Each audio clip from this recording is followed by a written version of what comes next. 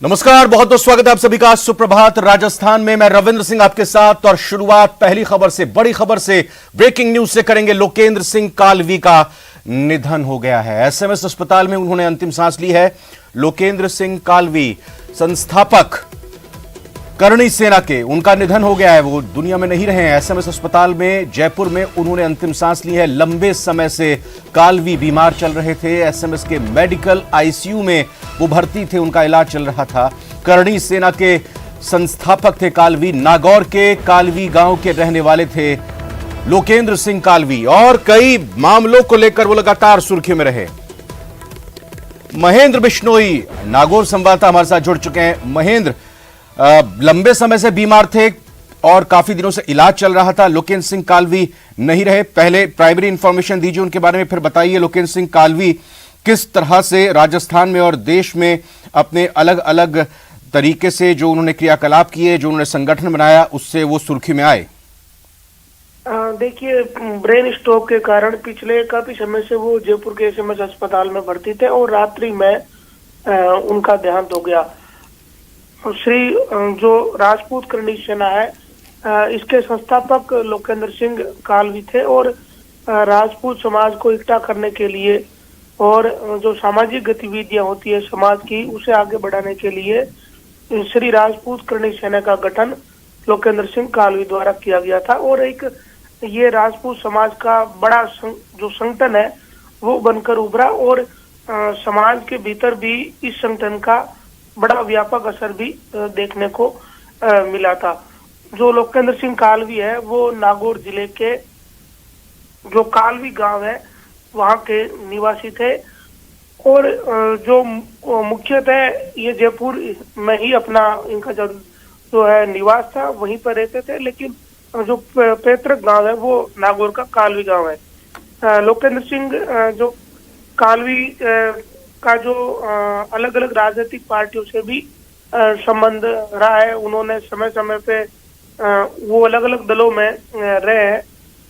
जो मुख्य रूप से श्री जो राजपूत करणी सेना है उसके संस्थापक होने के साथ ही वो जो सामाजिक गतिविधियां होती है समाज की, उसमें उन्होंने बढ़ चढ़कर हमेशा हिस्सा लिया। इसके अलावा एक जो तेज रवैये, या ये कह सकते हैं कि जो बोल्ड सामाजिक नेता होता है, उस तरह की छवि लोकेंद्र सिंह कालवी की रही है। जी, अगर हम करणी सेना संगठन की बात करें तो लोकेंद्र सिंह कालवी ने नागौर से, राजस्थान से इसकी शुरुआत की, लेकिन देश के अलग अलग हिस्सों में भी उनकी फैन फॉलोइंग हुई। समाज के उस जाति विशेष के तबके के लोग उनसे जुड़े और वहां पर भी संगठन बना। किस उद्देश्य के साथ चल रहे थे? क्योंकि महेंद्र, अमूमन लोग फिल्मों में अलग कैरेक्टर को लेकर जो सीरियल्स आते थे उन्हीं के विरोध को लेकर इस संगठन को, कालवी को जानते हैं, समझते थे, लेकिन और भी जैसा आपने बताया सामाजिक गतिविधियों में भी शामिल थे और पूरे देश में भी उनका संगठन बढ़ रहा था। देखिए, जब फिल्म पद्मावती का विरोध हुआ तो उसके बाद लोगों को यूं लगा कि ये संगठन अभी बने हैं और ये केवल फिल्मों का विरोध करने के लिए बने हैं, लेकिन ऐसा नहीं था। इसमें वास्तविकता कुछ अलग थी। ये जो संगठन श्री राजपूत करणी सेना जो बनाने का उद्देश्य था वो एक सामाजिक उद्देश्य था, ताकि जो राजपूत समाज की सामाजिक गतिविधियां है उन्हें आगे बढ़ाने में मदद मिल सके। जो सामाजिक एकता है वो एक उसका बड़ा उद्देश्य था, ताकि समाज को इकट्ठा किया जा सके, जो सामाजिक कुरीतियां है उनसे लड़ सके। ये इस तरह के उद्देश्य थे। उसके बाद जो पद्मावती फिल्म आई या उससे पहले कुछ धारावाहिक आए थे।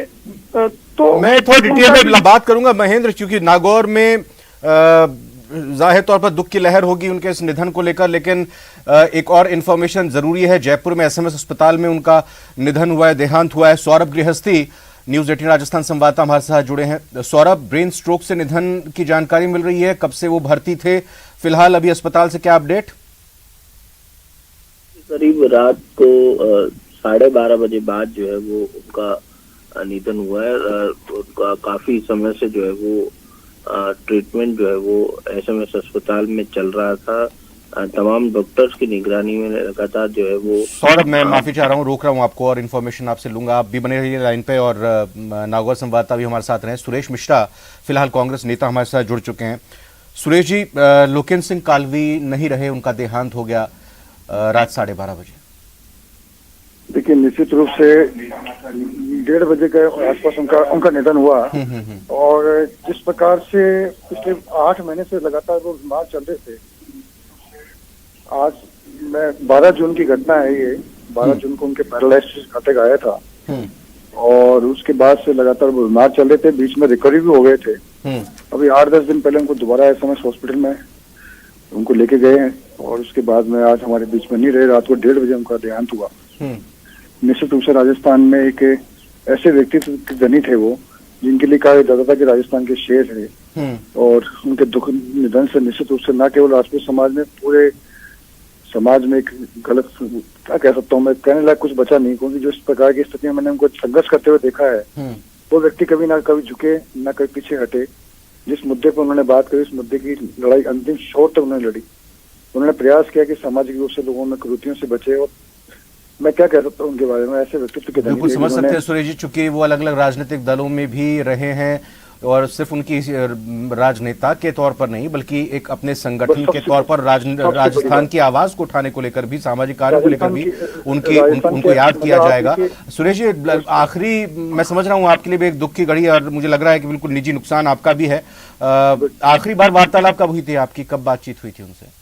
उनके संपर्क में रहता था, परिवार, मेरा परिवार ही एक तरह से उनका था, काफी हिसाब से लगा था। मेरी जब भी मैं जाता था, मुझे दुख भी होता था कि वो राजस्थान के शेर थे और इस प्रकार से बीमार पड़ने के बाद में वो थोड़ा कमजोर महसूस करते थे। लेकिन निश्चित रूप से उन्होंने राजस्थान की हर आवाज को उठाया, चाहे पद्मावती का इशू हो, चाहे और कोई सामाजिक इशू हो। आरक्षण की लड़ाई, सबसे बड़ी लड़ाई देश में उन्होंने लड़ी। आज ईडब्ल्यूएस को जो आरक्षण मिल रहा है, वो सब उनके कारण ही मिल रहा है। उन्होंने इसके लिए सामाजिक न्याय मंच बनाया, मैं उनके साथ उस समय साथ था।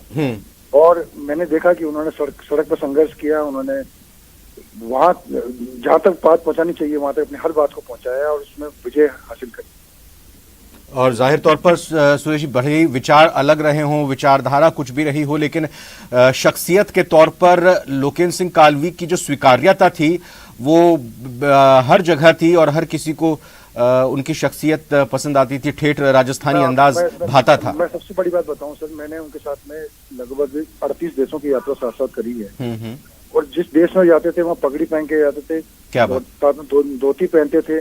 और 6-6.25 फुट के व्यक्ति जब, और गोरा चिट्टा व्यक्ति जब निकल के जाए तो सारे अंग्रेज उसको देख करके कहते थे कि ये एक राजस्थान है। राजस्थान को उन्होंने जिया, राजस्थान के अंदर रहे और राजस्थान के लिए सब कुछ किया उन्होंने। ऐसी शख्सियत कभी ना तो आई है ना आएगी भविष्य में कोई। सुरेश जी, बहुत बहुत धन्यवाद। ऐसी दुख की घड़ी में भी आपने यहाँ पर बात की न्यूज़ 18 राजस्थान से और अपने तजुर्बात यहाँ पर साझा किए, बहुत बहुत शुक्रिया मैं करना चाहूँगा। सौरभ गृहस्थी लगातार हमारे साथ बने हुए हैं। सौरभ, आप बता रहे थे अस्पताल में वो भर्ती थे कुछ दिनों से, थोड़ा इस बारे में और अपडेट दीजिए, अस्पताल से क्या अपडेट है, और फिर महेंद्र से नागौर की भी जानकारी मैं लूँगा। जी बिल्कुल, जैसा सुरेश मिश्रा जी ने बताया कि पिछले 7-8 महीने से उनका इलाज जो है वो एसएमएस अस्पताल में चल रहा था और पैरालिसिस अटैक जिस प्रकार से आया था तो रिकवर होना जो है वो काफी मुश्किल जो है वो हो चुका था। हालांकि उसके बावजूद कुछ दिनों पहले उन्हें छुट्टी भी अस्पताल से मिली थी, लेकिन वापस जो है उनको एडमिट कराना पड़ा था। और कल देर रात 12:30 बजे बाद जो है वो उन्होंने अंतिम सांस लिए। इस दौरान तमाम जो डॉक्टर्स थे उनके निगरानी में जो है वो उनका इलाज चलता रहा। कई लोग इस दौरान अस्पताल में उनसे मिलने के लिए आते रहे, उनके जो है वो स्वास्थ्य के लिए दुआएं करते रहे, लेकिन फिर भी जो है वो कल रात को जो है वो उनका निधन जो है वो हो चुका है। तो कह सकते हैं कि काफी संघर्ष जो है वो उन्होंने इस लिहाज से किया क्योंकि करीब 7-8 महीनों से जो है वो उनका इलाज एसएमएस में लगातार जारी था। सौरभ, चूंकि बहुत ही शुरुआती ये जानकारी आई है, मैं जानना चाहूँगा अगर आपको ये हासिल हो पाई हो जानकारी, उनके परिवार में अंतिम समय में कौन कौन थे? उनके पार्थिव शरीर को नागौर ही ले जाया जाएगा, वहीं उनका अंतिम संस्कार होगा, कब तक ये प्रक्रिया होगी, इस बारे में अभी कुछ पता चला क्या? देखिए, अभी उस बारे में ज्यादा कुछ जानकारी इस लिहाज से नहीं मिल पाई क्योंकि देर रात का जो है वो ये मामला है और अभी चूंकि परिवार के तमाम सदस्य जो है वो उस वक्त मौजूद अस्पताल में रहे, क्योंकि देखिए काफी लंबे समय से इलाज चल रहा था तो आना जाना जो है वो लगातार बिल्कुल। जारी था तमाम लोगों का। और चूंकि अब जो है वो रात का समय में ये निधन जो है वो हुआ है, तो अब जो है वो कुछ देर में ये स्पष्ट हो पाएगा कि कहाँ पर जो है वो उनका अंतिम संस्कार जो है वो किया सर जाना बने रहे, है। महेंद्र से जरा जानकारी ले लेते हैं। महेंद्र, जाहिर तौर पर आपको भी ये जैसी खबर अपने सूत्रों से लगी होगी, तो नागौर में लोकेंद्र सिंह कालवी के गांव में उनके जानने वालों में उनके परिवार से कोशिश आपने की होगी बातचीत करने की, क्या कुछ इस संबंध में जानकारी मिल पा रही है आपको? देखिए, लोकेंद्र सिंह कालवी केवल नागौर ही नहीं, राजस्थान और पूरे देश में बड़ा नाम थे। और अब तक की जो जानकारी आई है तो उसमें ये है कि जो पैतृक गांव कालवी है वहीं पर दोपहर के समय अंतिम संस्कार किया जा सकता है। हालांकि इसे लेकर कोई ऑफिशियल जानकारी अभी तक नहीं आई है। जो लोकेंद्र सिंह कालवी है उनके बारे में मैं बता देता हूँ। 1955 में उनका जन्म हुआ था। उनके जो पिता है लोकेंद्र सिंह कालवी के, वो जो कल्याण सिंह कालवी है वो मंत्री रह चुके थे केंद्र सरकार में, और बड़ा नाम था उनका एक देश के बड़े नेताओं में। जो राजस्थान के बड़े दिग्गज नेता थे नाथूराम मिर्धा, उनके साथ वो मंत्री रहे और एक बड़ा पद, बड़ा नाम उनका था। समाज में उनकी एक इज्जत थी, जिसके बाद जो लोकेंद्र सिंह कालवी ने इस संगठन की श्री राजपूत करणी सेना की स्थापना करी और एक बड़ा एक व्यापक संगठन इन्होंने बनाया। और इसके साथ साथ देखो, लोकेंद्र सिंह कालवी जब बीमार थे, अस्पताल में थे पिछले कई महीनों से, तो अलग अलग पार्टियों से ताल्लुक रखने वाले जिन लोगों के साथ इनके निजी संबंध थे, ये सभी लोग अस्पताल में इनसे मिलने आए थे। जैसा कि अभी कुछ देर पहले बताया ही था, ये हमें से जो धोती कुर्ता पहने हुए रखते थे और उनके पगड़ी बंधी हुई रहती थी। ये वेशभूषा 1992 90 से लेकर आज तक ये कंटिन्यू थी। तो ये इस तरह का इनका आचरण था।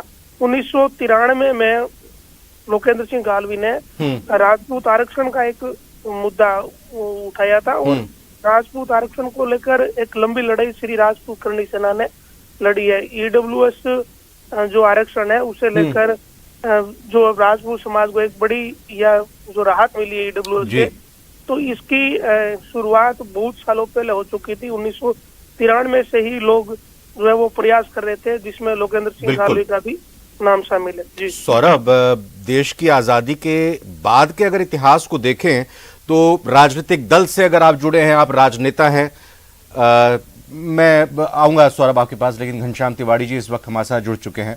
घनश्याम जी, बहुत बहुत स्वागत आपका न्यूज 18 राजस्थान में। दुखद ये खबर आपको भी लगी होगी पता, कब आपको जानकारी लगी और आप क्या प्रतिक्रिया देना चाहेंगे? लोकेंद्र सिंह कालवी जी का निधन हो गया है। कालवी का निधन बहुत ही दुखद है, मेरे लिए व्यक्तिगत क्षति भी है। मैं कल्याण सिंह जी कालवी, उनके पिताजी से मेरे बहुत अच्छे संबंध थे, इनसे बहुत अच्छे संबंध है। सामाजिक सरोकार से जुड़े हुए व्यक्ति थे, बहुत लंबे समय से बीमारी से संघर्ष कर रहे थे। मैं अपनी व्यक्तिगत क्षति मानता हूँ और परिवार को भगवान सांत्वना प्रदान करे और उनकी आत्मा को शांति प्रदान करे, यही प्रार्थना। क्या बातचीत हुआ करती थी जब आप लोग मिला करते थे, और राजस्थान को लेके, अपने समाज को लेके, देश को लेके कौन से वो ऐसे मुद्दे थे जिन पर गंभीर हुआ करते थे, और क्या इच्छा रखते थे कालवी जी? कालवी साहब क्षत्रिय समाज के लिए तो पूर्ण रूप से समर्पित और काम करते ही थे, लेकिन सब समाजों में सामंजस्य बढ़ाने के लिए भी उनकी निरंतर उत्कंठा रहती थी।